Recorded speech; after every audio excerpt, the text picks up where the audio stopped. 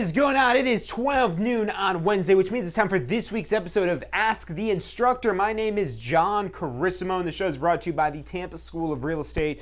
Folks, we've been doing this show for years to accomplish one objective, to help you understand the technical side of the real estate industry. And this is all in service of our greater purpose to help people achieve their dream real estate career, because there's a lot of information that you need to know. There's probably a lot of you that are sitting home now or at work or wherever it is that you're tuning in from that are wondering about whether or not you can start a real estate career, whether or not you have that capability inside of you to run a real estate business. And you know, if you don't know what real estate looks like, if you don't understand any of the process here, you'll probably feel lost, confused, and that this is something that's out of reach for you.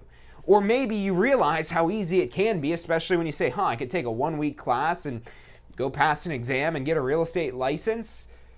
And seeing the barrier of entry to have a seat at the table to play this game that we call real estate. So it's really exciting. There's a lot of opportunity, but you're not able to capitalize on these opportunities until you can see how to capitalize on these opportunities. So what we're going to be talking about today is how you're starting a real estate career and what is it that you're doing right from the get-go, right as you're first thinking about it, because you're starting a new business. You're starting a new business, and the thoughts that you have right now, these are the initial, fundamental, foundational, founding thoughts of your real estate business. And that's before you even take the real estate course. And we know that. That's why we're here every Wednesday as well as every Friday to help educate you guys, to help inform you, to help show you the opportunity that exists with real estate. So if you're not yet subscribed, hit that little bell icon so you get notifications whenever it is that we go live, whenever it is that we have new content to help you better understand real estate. And ultimately, if you want to achieve your dream real estate career, we're here to help you do that. If you want to learn more about real estate investing, we do episodes on that as well. Anything it is you want to know about real estate, we've got a lot of different content on that, so make sure you're subscribed. And as you guys watch these videos, including today's episode, if you like this show, make sure you hit that thumbs up button, because that's what we use to actually gauge what content we want to talk more about. And we know all of you guys that are interested in Tampa School of Real Estate are interested to some degree in starting a real estate career if you don't have one already. So maybe you're just getting started, or maybe you haven't enrolled yet for the course. That's what today is all about. We're going to talk about how real estate works, how money is made, and what are the steps it is that you need to do to get started. So stick with us. I'm John Carissimo. You're watching Ask the Instructor.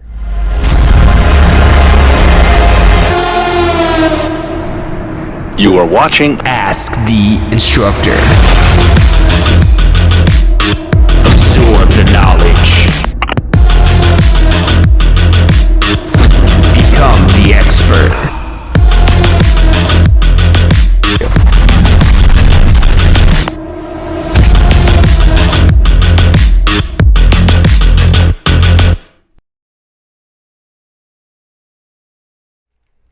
Hey, welcome back to this week's episode of Ask the Instructor. Get my good old handy dandy whiteboard out here. So let's talk. What is real estate? What is it that this real estate license can do? What is it that the guy on YouTube, Facebook, however it is that you're watching me is telling you to do in order to make whatever money it is that you're trying to make with real estate? How is business done? Well, real estate, let's start off just with commission and how commission works. So, in real estate, for most people that practice real estate, you're paid commission only. You're an independent contractor. And yes, you can look at this as a career, because many people do treat this as a career, something lifelong that they want to grow, create a legacy over. But you also have to treat this as a business, because that's really what you are.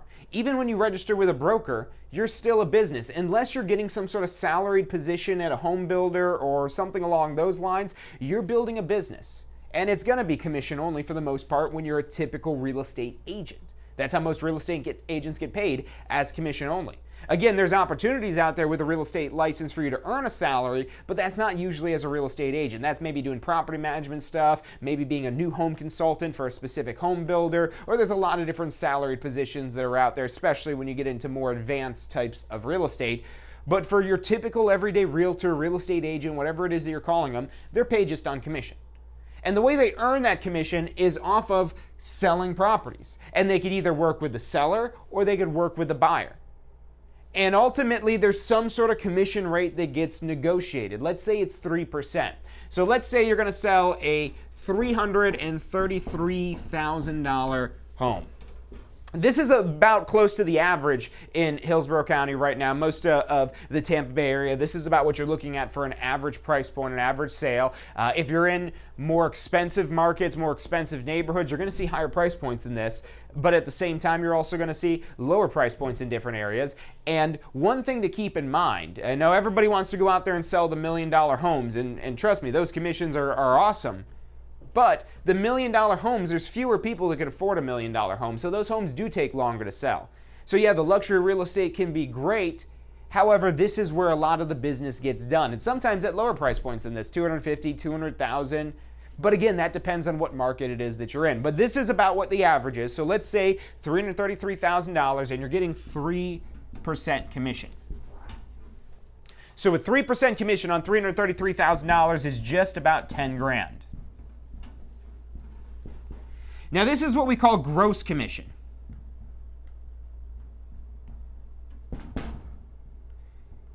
So remember, you're running a business, so you're going to start to learn. This is something that's actually even covered in your pre-licensing course, is just the term gross. That's in a few different concepts you learn about that. And what that means is before expenses. So $10,000 before your expenses. So what expenses do you have as a real estate professional? Well, there's some expenses to get started. There's expenses to keep your business going. But the biggest expense that's going to impact you before you even pay any of those expenses is usually some sort of brokerage commission split. And if your brokerage doesn't have a commission split, they're going to have some sort of fee. Because some way, somehow, that broker is going to be making money off of their agents. There's two ways for brokers to make money. One way for the broker to make money is by selling real estate. There's a lot of real estate brokers out there that are just a broker and they're a one-man or a one-woman operation. Maybe they have an assistant. Maybe they have maybe 2 or 3 people that help them do their job. But ultimately, they're doing real estate to sell real estate. Whereas the other type of broker, and this is the type of broker, the ones that you hear from when you do your application. Because if any guys are worried about whether or not you could get a job in real estate, you'll get overwhelmed by brokers trying to recruit you when you just even apply. Before you even passed your exam, before this is even a reality, they're going to start reaching out to you as soon as you even apply with the state, because the state makes all that public records info. So they'll have your phone number, they'll have your address, they'll be able to mail you stuff, and you'll probably get stuff in your email, and you'll get phone calls, and everyone's going to be trying to recruit you. And what's different in real estate? Because, if you're starting a career, if you're trying to get a job somewhere, how does that work? You maybe go on Indeed or Monster or ZipRecruiter or LinkedIn or whatever site it is that you're finding this job on. But it's not like, let me have the pick of the litter and choose which job I want. It's like, all right, which one of these places can I get to hire me? That's not going to be your problem in real estate. In real estate, the question isn't which place can I get to hire me, it's which place is going to be the best fit for the type of business that I'm trying to build. And one of the biggest factors is the commission split of, okay, what is it that the broker is taking, and then what is it that I'm getting in return? And I don't even like to use that word taking, because the broker really isn't taking anything, because that money in the commission split doesn't come out of your pocket, that comes out of the sale. And the only person authorized to do sales independently is the broker. As an associate, you're not authorized to do business independently, which is why you have to register with a real estate broker. And so, again, the broker is in business to make money, and they're either going to be a competing broker where they're selling real estate, and that might sound like a great idea because you're like, oh, cool, I could shadow them, I could watch them, I could see what they do, he or she. But the reality is, if their main business is selling real estate, that's very different than teaching real estate and helping people understand how to do business and how to do real estate. And so they're two very different business models, and most of those competing brokers, the single broker that is selling real estate on their own, and there actually are brokers out there that have kind of a hybrid where they're a competing broker, but they also have a brokerage with a bunch of agents. But the thing with a competing broker is that they're busy doing real estate. They're busy doing their own sales, so they don't have time to help you grow and develop.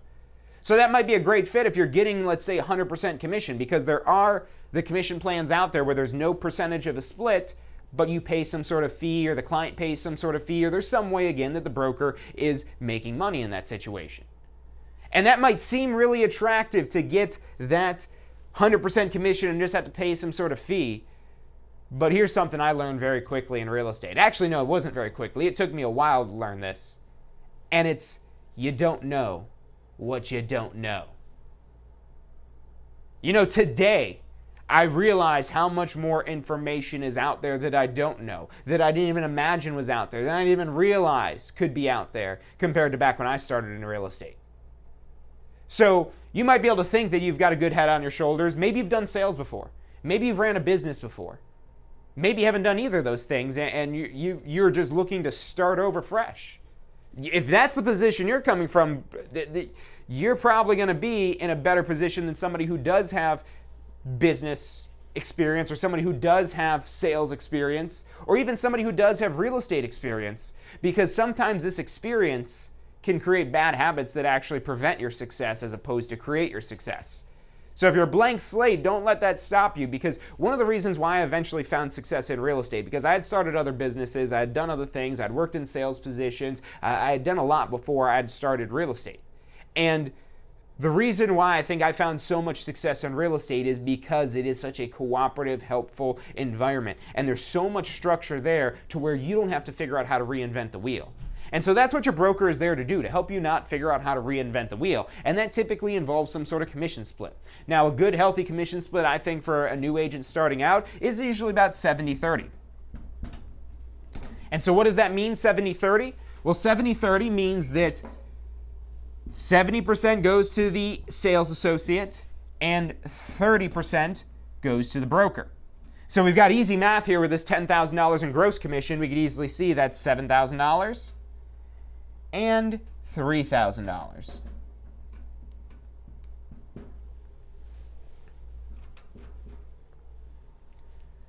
And then there may be some other small fees that also apply to this as well, things like errors and omissions, insurance, little fees, things like that. It depends on the brokerage. And again, there's always going to be some costs that you have. Now, this is 70-30, a good place I would recommend that you'd start out. However, there are brokerages out there that come down to, say, 50-50. Or maybe you go join a team, and that's where you're going to start to see percentages that you get less than 50%. And that's usually because, again, you're responsible for a smaller part of the business. So even though you're still an independent contractor and, say, a team, it is a little bit more like a job than just trying to do this completely on your own. There's a wide spectrum of how you could run your real estate business to where, all right, I'm just going to figure this all out myself. I'm going to get the most budget broker that I can that's not going to do anything other than just be a broker. And I'm not trying to throw shade or say anything bad about brokers out there, but there are brokers that structure their model that way. They're a very hands-off broker. Don't get us in trouble. You're expected not to get us in trouble because of whatever it is that they've got in place or their policies are or anything like that. But they'll be a very hands-off broker and you run your business. And those are, again, usually the models where the broker isn't charging higher fees or higher splits or anything like that because you're kind of figuring out a lot on your own. Now, as a new agent, as attractive as that may seem, not having the tools, not having the technology, not having the resources, not having the mentorship, not having the guidance, not having the leads, a lot of these things that are provided when you enter into a split model is something that if you don't need it to sustain your business, because look, you could teach yourself how to fish. That's very important. You don't want to know how to just go to the store and pick up fish from the fish market. You want to know how to get out there and fish. You want to know how to get out there and create business so you don't have to rely on others for that business. But when you're getting started, you kind of do have to have a good shoulder to lean on.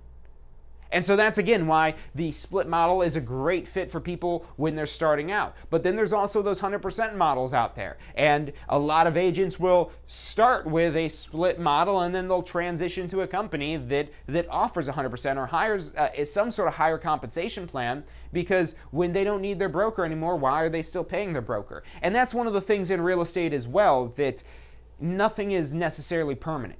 You join a real estate broker, you don't necessarily have to stay with that broker, but there is something that'll make leaving difficult.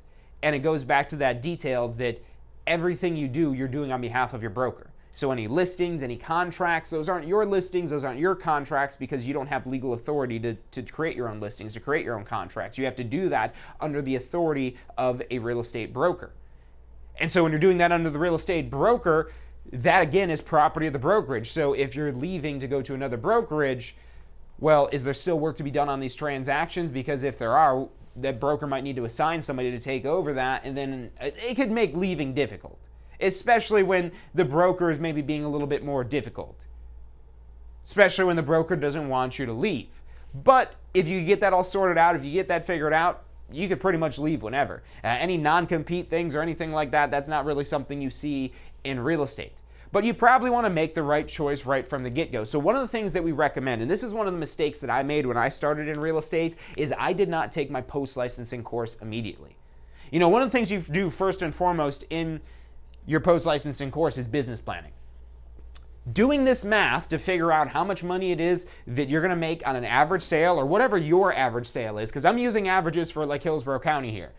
But if you're already selling real estate, you want to base this average off of your sales and your activity.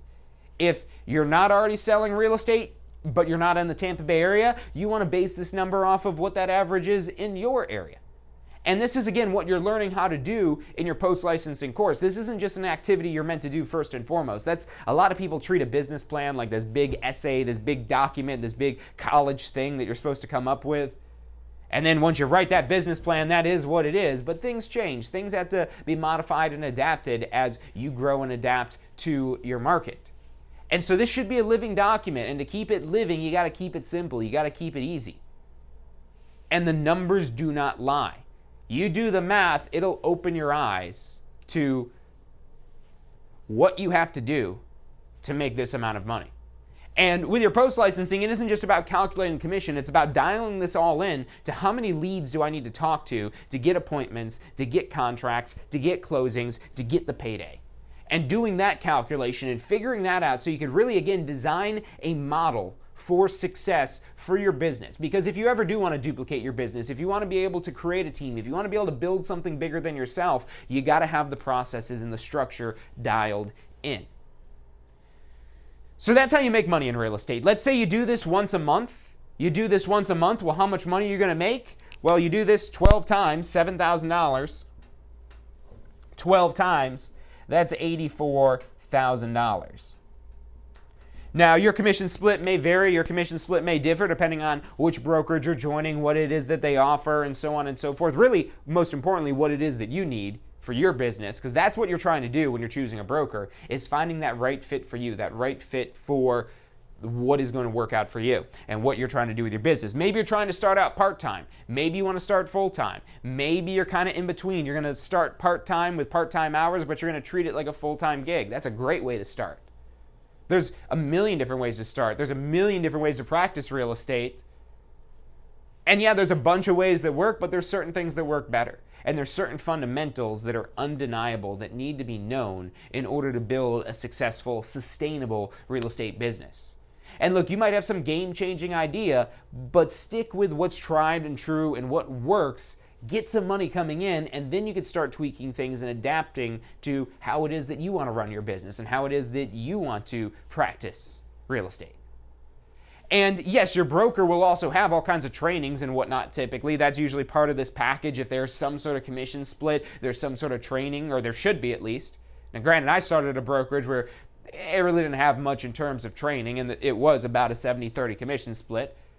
And had I taken, just to share my personal story, had I taken a step back and maybe interviewed a couple other brokers, I would have saw maybe that, wow, I could get a lot more for that same commission split or maybe a slightly different compensation plan or anything like that. But I didn't even know what I was looking for. I didn't even know what I wanted. I was referred to this company by a personal friend, and I trusted their recommendation. But they were a much more experienced agent than me. But they also weren't there to help me out. You know, that's one of the things you see a lot. So you might have a friend or family member that's at a brokerage that's doing really well, but do they have time to help you do really well? Do they have time to help you, to mentor you, to make you into their apprentice? Or are they too busy running their business? Because that's what you find with a lot of successful agents that are out there. So when you find a brokerage that has a good dialed-in program for helping new agents achieve success, that's definitely something that will be worth what it is that you're paying. At least until you get to a certain level. You know, if this is something permanent that goes on forever, most brokerages have some capping systems. There are some brokerages out there that are hybrid splits with 100% models. And so depending on, you know, how that brokerage makes money and whether or not that aligns with your long-term goals, that might be a conversation you have a year from now or 2 years from now or something like that, depending on whether or not there is opportunity to give yourself a pay raise once you don't quite need your broker as much. But the point is here, you're in control to a large degree. Yes, you're still doing this business on behalf of your broker, and if you don't like that, put in 2 years, because then after 2 years, you could go get a broker license, you could start your own brokerage. But what happens with a lot of people, because we have broker classes, but if you look at our schedules, you'll see the broker classes are much fewer and far between than, say, a sales pre-licensing class, because there are models out there, especially with the 100% commission plan, where it's almost like you could play broker without having to be a broker. And you still have the support system and structure of your brokerage. So there's a lot of opportunity and there's a lot of potential to make a bunch of money in real estate. $84,000 a year, that's completely doable. The average income for real estate agents in Florida, according to some website I pulled this up off of, it seemed like a reputable website, but honestly I have no way to verify this. It's also kind of hard to predict because so much of income is variable, but on average it's $54,000, which I'm sure no one's starting a real estate career to make $54,000. But there's a lot of top producers out there that are making over 6 figures that are pulling that number up. And at the same time, there's a lot of people that get a license and they're maybe just doing this part-time. You know, if you're not looking to go all in on real estate, maybe you just want to earn referrals. Maybe you're really busy with what it is that you do during the day or during the week or anything that keeps you busy. And you don't have time to go out and show properties or meet with sellers for listing appointments or to service clients or anything like that. So if you don't have the time for that, maybe this isn't how you start out. If you've got a job where you're already working like 80 hours a week, look, you still need to sleep. I know we got 168 hours in the week, but let's say that you're sleeping, 8 hours a day, 7 days a week. That's something like 56 hours. So let's say you're going to work 80 hours, you're going to sleep another 56 hours. Maybe you cut that down, you only sleep like 40 hours or something like that because you're living on the edge. But there's not much time left. And so if you don't have time to invest in a business, you have to invest money into business. But there's only so much that money can do with a business without having somebody to actually perform the services. So if you don't have the time to commit to running a real estate business, to starting a real estate business, one of the great ways to start out is through referrals.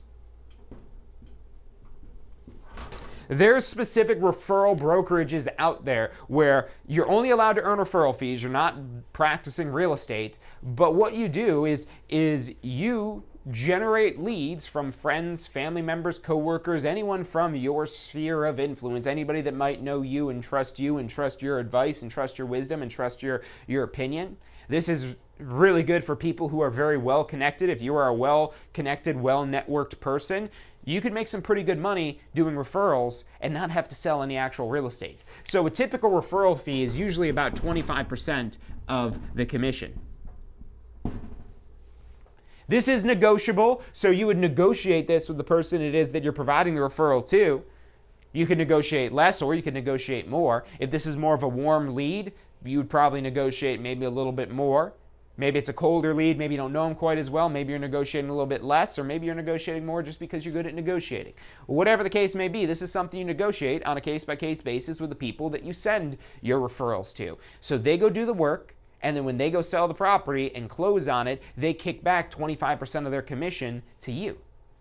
And so those referral brokerages out there are a really easy way to make some money practicing real estate without actually practicing real estate, because technically this is practicing real estate. You do need a real estate license to even just earn a referral fee. This is illegal to earn any penny of a referral fee without having a real estate license. But this is a really great way to make some money and not have to pay anything to join the Association of Realtors. So if you're actually practicing real estate, the Association of Realtors isn't mandatory to practice real estate. However, there's a lot of tools that are really essential to practicing real estate. Without them, it becomes very difficult to be able to do your job. So that is a cost. We're going to talk about that after the break, talk about what it is for the Association of Realtors, what it is that you're getting, why you might need that type of stuff, and if you don't want to do the Association of Realtors, you can just do referrals. But either way, you need a real estate license, whether you're trying to build a multi-million-dollar real estate business or just earn some extra referral money on the side. It requires an active real estate license. So look, we're going to take a quick commercial break, but stick with us. We'll be right back after this. Are you studying for your Florida real estate exam? If you are, you need to check out our Pass First Try strategy. You're going to love this. It's 4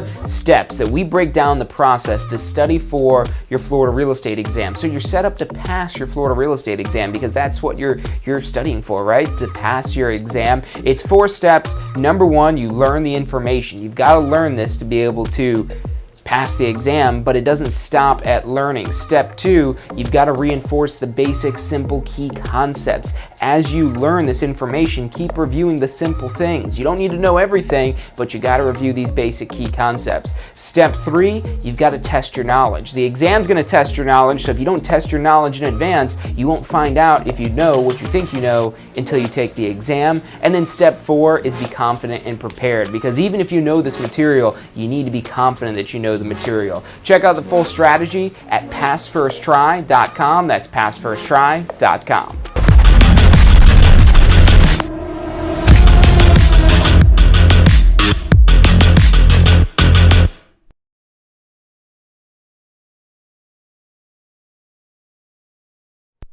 Hey, welcome back to this week's episode of Ask the Instructor. My name is John Christman. The show is brought to you by the Tampa School of Real Estate. What we're talking about today is starting a real estate career. So we've talked about the money that you could make. We did some math on an average price property. Let's say you have an average commission split of, say, 70-30. So you're walking away with, let's say, $7,000.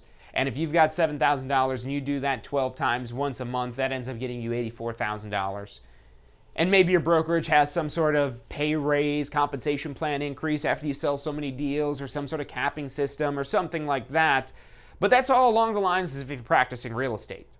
Now, another way to earn money through practicing real estate without practicing real estate is through referral fees. Now, the catch is with this, you're not earning the full commission. You're usually getting like 25% of it, but that's just for making the connection to an agent who will do the actual work. So you would make the referral, make the connection to this agent. Before that, they're signing off on the agreement that they'll pay you 25%. You give them the info, and then when they get the deal done, they have to kick back 25% of the commission to you. And doing this, you're not required to join the Association of Realtors. And you really shouldn't if all you're doing is referrals. You don't need the Association of Realtors. The primary reason why most people would join the Association of Realtors is for this, the MLS, which stands for the Multiple Listing Service. The Multiple Listing Service.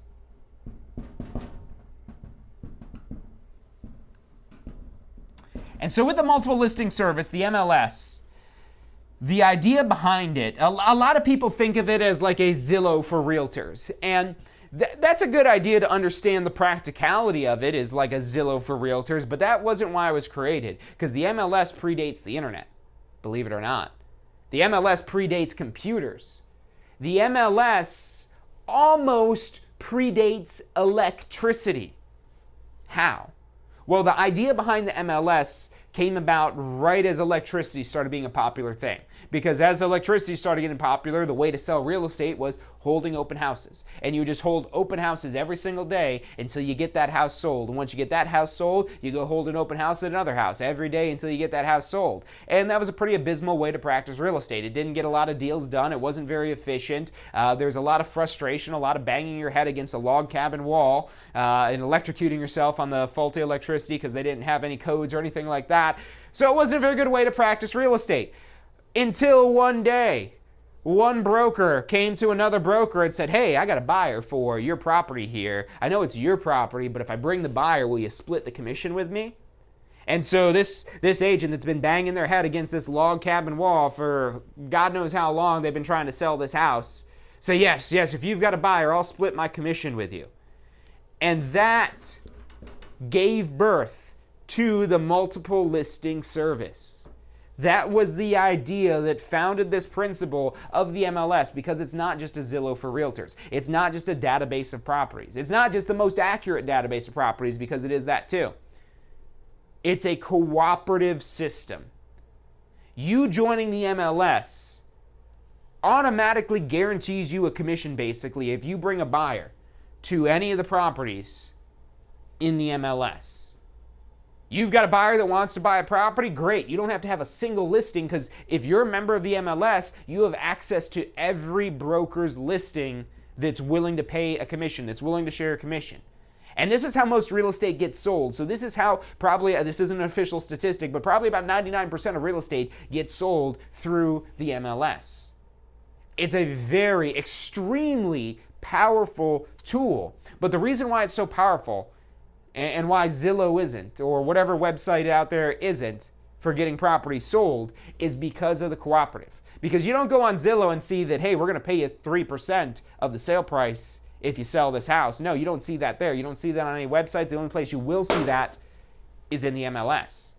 Now, what happens if you're not a member of the MLS? Because if you join a broker who's not a member of the Association of Realtors, you don't even need to be a realtor. You don't technically need the MLS unless you want to sign up for it, but you could practice real estate without it, but you'd have to go and secure these agreements individually. That's what you're paying for with the MLS, is to be a party to all of these agreements that already exist where you could earn commission if you bring a buyer. Now, does that make sense if you're not practicing real estate to invest in a system like that? No, because typically this is around like $800 a year for renewals and usually about $1,000 up front to join the Association of Realtors. And that isn't just for the MLS, that's the Association of Realtors. There's all kinds of public records, data, info, and things like that. And it's actually a prorated amount depending on what time of the year it is that you join, but usually about $800 a year to renew that, which again, if you're not even selling a single property, that's not going to be worth it.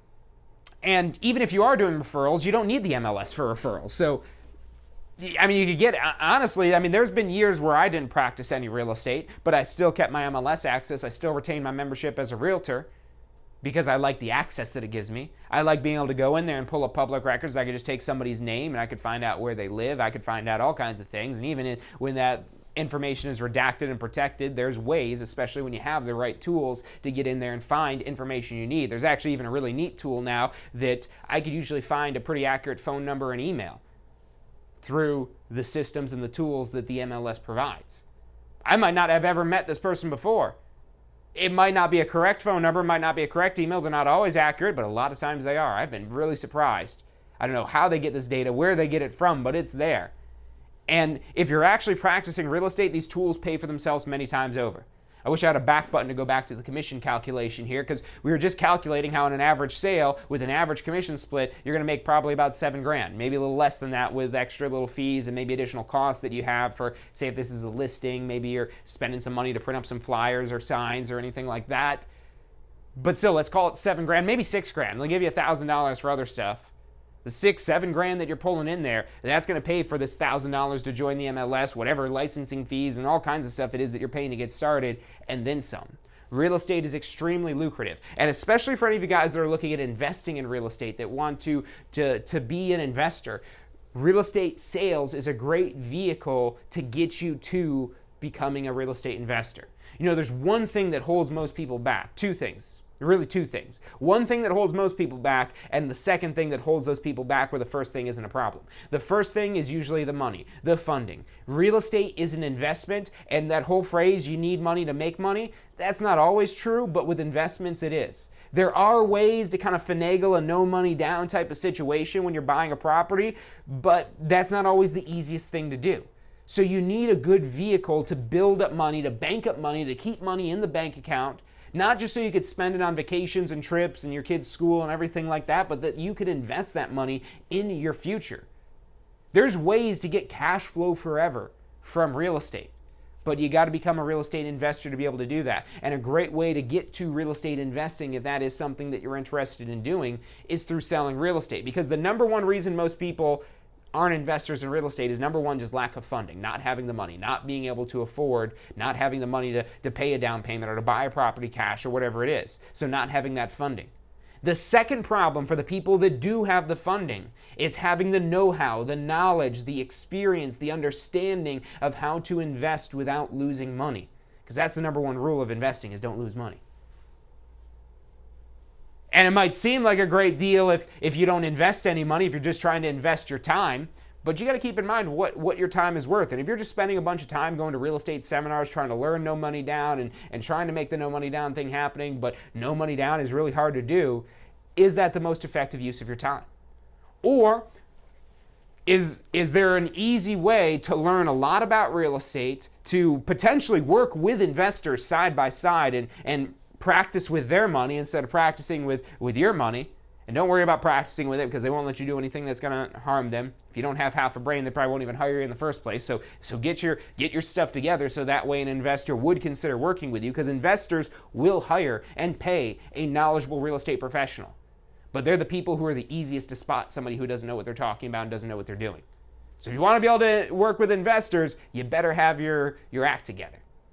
But if you do, That's a great way to be side by side learning investment so you could someday become an investor yourself. You're able to earn these commissions, bank up that money. Yes, reinvest in your business. Yes, pay yourself a little bit of money because you got to survive.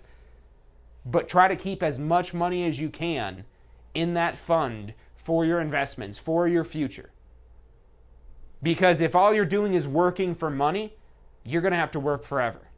That's the sad truth. And that's what happens with a lot of real estate professionals who don't ever become a real estate investor. There's a ton of money that can be made, but you want to get that money reinvested in real estate because who else is going to know real estate better than you? Who else is going to have better opportunities and better ways to capitalize on deals than somebody who's out there meeting with people before they're even putting their house on the market? How great of a deal can you get with somebody when you're meeting with them and you're saying they're telling you they need to sell their house yesterday? And yeah, we could put it on the market, but even if we do get it under contract within a day or two, we still need the time to close and finance and all that other stuff, and they might not have that time. They might be too little too late, and they need to get out of that house now. If you're in the position to where you could make them an offer that allows for you to make this a good investment, it's usually going to be a lower offer. This is how OfferPad, this is how Instant Offers, any of these little companies out there that buy houses, you could do that as well, but not if you don't have the money. And how do you get the money? Well, you got to work for it. You got to trade that time to get the money, but then you're able to transition into investing in real estate. And you could keep selling real estate if you love selling real estate, or maybe you retire with referrals because there is some value to your book of business that you generate over years. Now, real estate being such a personal business, those people are going to be really sold on you. But it's not just you, it's the way you run your business, it's your philosophies, it's your beliefs, it's the way you treat your customers. And if you could find somebody like that, your customers are going to be well taken care of, and that's going to be a lucrative investment. There's a lot of people that will buy agents' books of business as they retire because they know they could capitalize on the deals with that, especially if there's a nice warm handoff. Look, there's so much money to be made in real estate here. We could do the math, we could talk about the hundreds of thousands of dollars, and that's just in a single year that you could make. It's just a question of how many houses do you need to sell, how much do they need to be cost, and how do you need to sell them. If we're talking about another route that you could also do starting a real estate career, I want to mention briefly commercial real estate. Now, commercial real estate is a different animal than residential real estate. And most people are not going to be able to come out of real estate school, come out of your pre-licensing class and jump right into commercial real estate because there's a much significantly higher degree of information required for these people who are going to be much more savvy.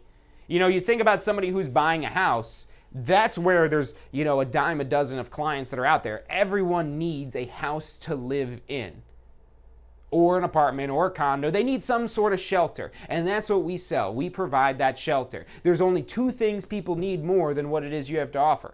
Number one, water, and number two, food. So they got to get water, they got to get food, but then you're next on the list. And guess what? The shelter is going to cost a lot more than the water and food. And when we get paid on commission, it's again extremely lucrative. But let's talk about commercial, because there's even bigger paydays in commercial. Let's say you've got some sort of $20 million listing. This could be an office building, this could be an apartment community, this could be a lot of different things that somebody might buy this as an investor. And what might your commission be? Well, let's say you got a 3% commission. Now, your commissions might be lower, especially as you get into these higher price points, because 3% is going to be a lot of $20 million. So if we take $20 million, and we take 3% of that, that's $600,000. Now, in a commercial deal, there's much more liability. There's much more risk. And these deals take a lot longer as well. There's a lot more that the broker will typically have invested in the deal. So usually when you're seeing commercial, you might see a much higher commission split than you'll typically see in residential. Maybe 50-50 is going to be more of a typical average commission split in commercial. But hey, there's $300,000. So even if the broker does take half, well, $300,000 still sounds pretty good. But let's cut this down a little bit more. Let's say, 3%. I don't know if they're going to pay that. Let's say they're going to do 2%. So 2%, that's going to be $400,000.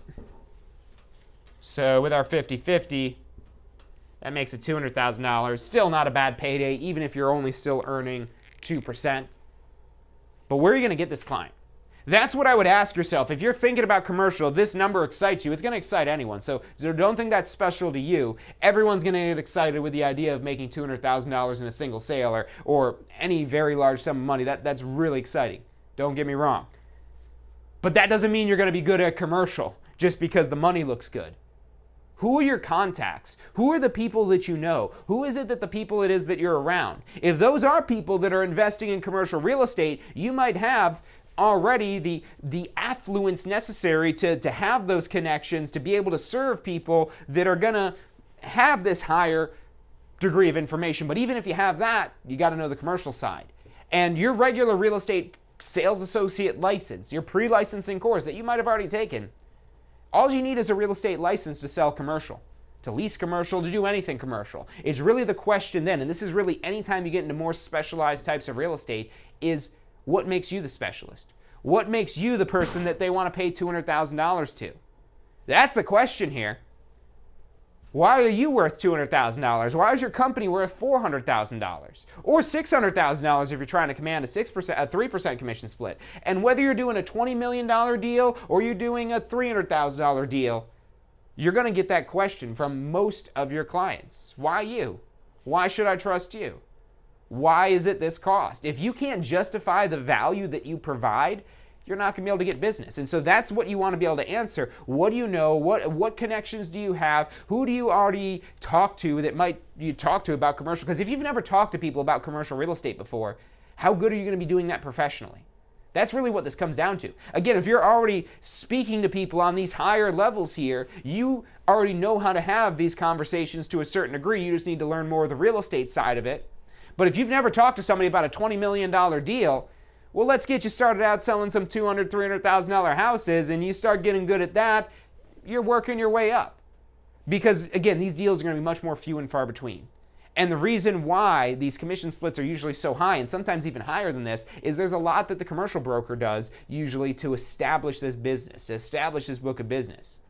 You know, in residential real estate, there's a lot more that falls on the agent because this is very much a people business. Because people buy people. In any of these cases here, even with the commercial, it's just this is much more data driven. This is much more numbers driven. This is much more, it's not an emotional thing. I got to make sure we're making money. And a lot more accounting type of stuff. So if you're a numbers person, that's another thing. Maybe, again, commercial could be something down the road. But again, unless you have commercial experience, unless you have any sort of real estate experience or something that would justify you making this extreme leap and bound into this space that most new agents don't start in here, put that on the back burner for now. It's exciting, don't get me wrong. A lot of money. But how much do you get paid if you don't get the job done? Zero. So if you're not confident in your ability to get that job done, let's get you confident on being able to do some sort of job. Doing a $20 million job, that's a big job. There's a lot of info to know. That's a big deal. A $300,000 house, there's a lot to know. That's a big deal, especially to that homeowner. But it's a lot less to know than a $20 million deal, especially when that's a commercial deal. A lot more going on with something like that. And again, a lot more liability, a lot more risk. So that's not something I would recommend that you're starting out with. Now, what is it that you do need to start out with if you haven't started anything yet? So number one thing you got to do is your pre-licensing course. Without this pre-licensing course, you probably cannot get a real estate license. Unless you're an attorney in good standing with the Florida bar, or you have a degree specifically in real estate, or if you're from one of like 6 different states and you have a license there, then you just have to take a shorter exam. But unless you're one of those 3 categories, you will have to take this pre-licensing course. Now, this is not a difficult course. We've got in-person classes. You can get this done in 7 days, in 1 week. Or you could stretch this out. If, let's say, you want to do this part-time. You know, maybe you're going to take some time off from work and you knock it out that way. Or maybe you want to do this part-time. We also have evening classes that go for 8 weeks. And we've got morning classes. We've got 2 weekday classes, 3-week morning classes. We have all kinds of different schedules in addition to a self-paced, on-demand online course, as well as live streams. So in-person, live stream, on-demand, online. We've got all kinds of ways to get your license because we know everyone learns differently, and we want to make sure that we have the method that works best for you. So if you need to be in person with an instructor, we have those classes here. If you want us to bring the instructor to your home, we can do that too with our live streaming courses. If you want to do this at your own pace, take your time to piece together this information on your own, that's what our self-paced on-demand course is all about. And we have these different options to make this as easy as possible to get the learning style that's going to fit you best, so that way you can take time out of the equation and pass this exam as quickly as possible. Because the sooner it is you pass your exam, the faster it is you'll be able to get your real estate license and start earning commission checks and start making money, or at least start training on how to make that money so you could get in there and make big things happen. In addition, you'll also have to get your fingerprints. I'll put a link up here too, licensefl.com. This is our step-by-step guide of what you need to do to get your real estate license. So fingerprinting is a big part of the licensing process. If you do not get fingerprinted, they won't approve your application. So you got to get that done. That's usually about like $70, $80 or so to get your fingerprints done. There's also an exam that you have to pass. 2 exams. Really. There's a course and a state exam. And these are both multiple choice. The course exam, you need a 70%. The state exam, you need a 75%. And will you learn everything you need to know in these courses? Absolutely. But now the question is, will you remember that information? And so to help you remember the information, to help you study, to make studying easy, we've actually developed a whole strategy with a bunch of study tools that follow this strategy, and we call that our pass first try strategy.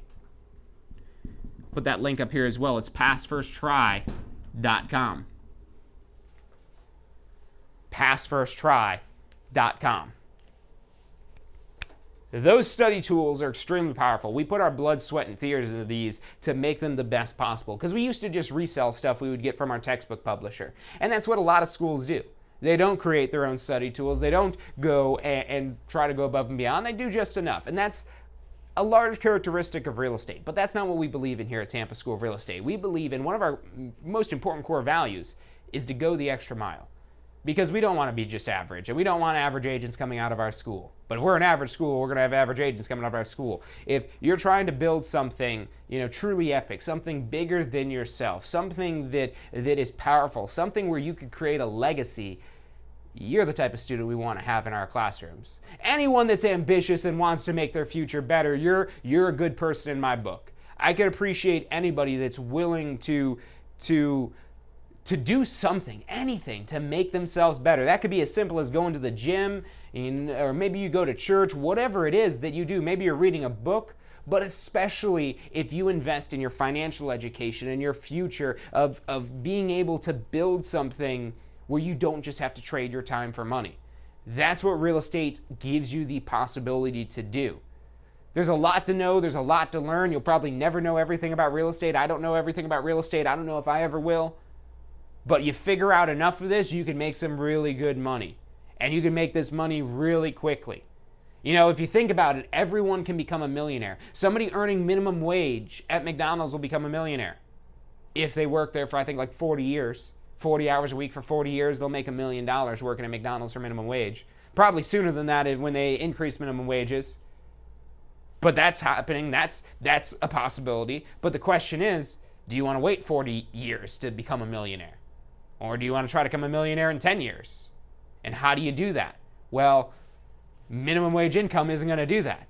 You've got to be in the right vehicle that allows you to earn larger amounts of money. And that's what real estate can do. And it's really powerful if you double down on real estate and take your earnings from real estate and reinvest that into real estate in investment properties that'll pay you cash flow forever. Because then you got income coming in off of your properties, and you go sell real estate if you want to. If you feel like it. Or you just refer the business out and cash checks that way. But getting to that point all begins with taking your pre-licensing course. And trust me when I tell you this, the way that you start this course is the way that you start your real estate career. Because when you look back on when you started your real estate career, you're going to remember this. However it is that you took it, whether you're sitting in front of a computer for 60 hours going through the course, or you're in person spending a week with the instructor, there's going to be some memory. And when you think back to the beginnings of your real estate career, you're going to realize this is where it started. Really, this might be where it started if you're thinking about going to sign up right now. This might be the moment when you realize the opportunity and the potential that exists out there through real estate, and you're like, why am I waiting to do this? You know, for a couple $100, you could get started and figure out for yourself if this is something that you're interested in, if this is something that can work for you. I can make this sound really good, but you won't really know until you know. You won't really know until you try it.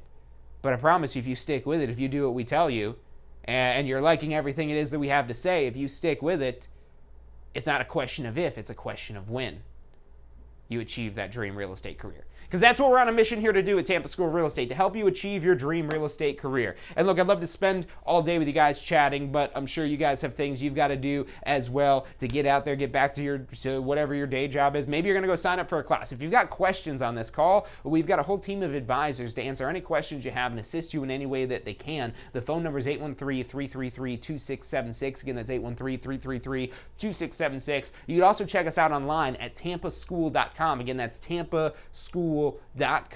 We've got tons of information, all of these videos, all the Ask the Instructors, the state of real estate. So we've got articles. Look, we're an information hub. We're here to provide you information. Some of that information we do charge money for, like our pre-licensing courses, but we've got a lot that you could learn right here from YouTube, right here from Facebook, right here from the Success Center on our website, wherever it is that you're watching this. Again, make sure you hit that little bell icon so you get notifications whenever we go live, and hit that thumbs up icon if you guys like today's episode and you want more about starting a real estate career. But definitely check out some of those other videos. Thank you guys for tuning in today. Again, if you have questions, 813-333-2676. Again, 813-333-2676. About all the time we've got for today. Thank you guys for tuning in, and I'll see you on Friday for State of Real Estate.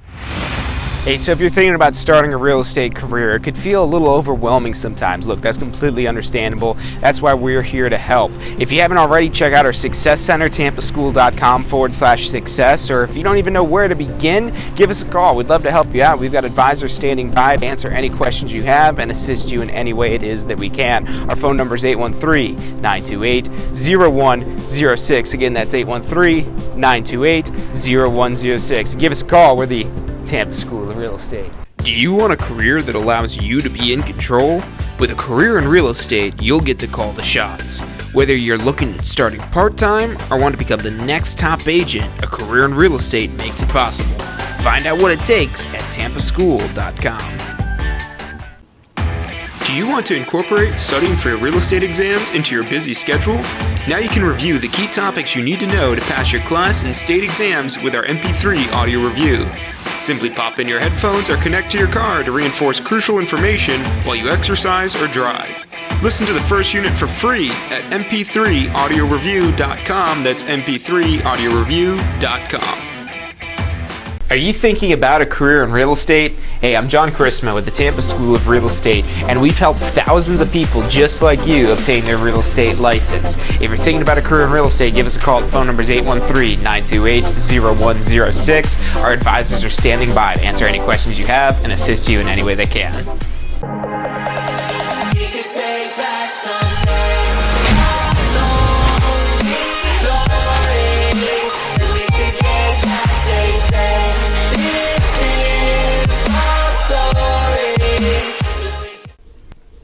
Hey, if you're enjoying the show today, which I'm sure you are, be sure to hit like, subscribe, post your comments, share with your friends and family. Thank you guys so much for watching.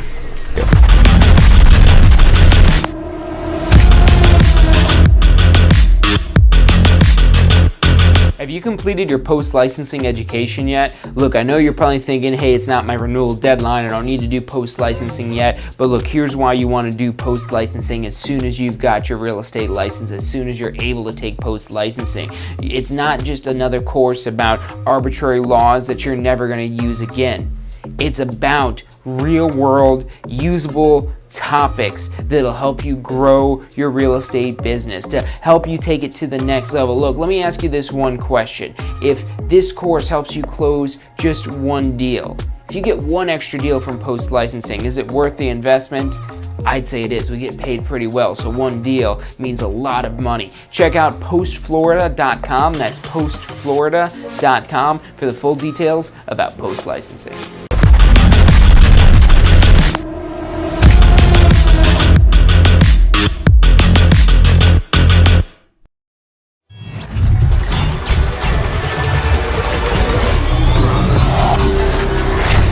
powerful tool to study for your real estate exam is the Question Simulator from Tampa School of Real Estate. We've used our years of experience in preparing students for the Florida real estate exam to bring you the most powerful exam study tool available. In the Question Simulator, you'll be able to go directly to a particular unit so you can focus on the sections where you need the most practice. We have also included the percentages of each unit so you know which units are the most important for your real estate exam. Every question will immediately give you detailed feedback, which is almost always more important than the question or the answer themselves. After completing all the questions in a particular unit, you can go through question by question and review any that you've gotten wrong. You could also print out a report at the end of each quiz. The Question Simulator from Tampa School of Real Estate is 100% mobile compatible, so you can practice with test questions anywhere you have your phone with you. Enroll now at questionsimulator.com and get ready to pass your exam.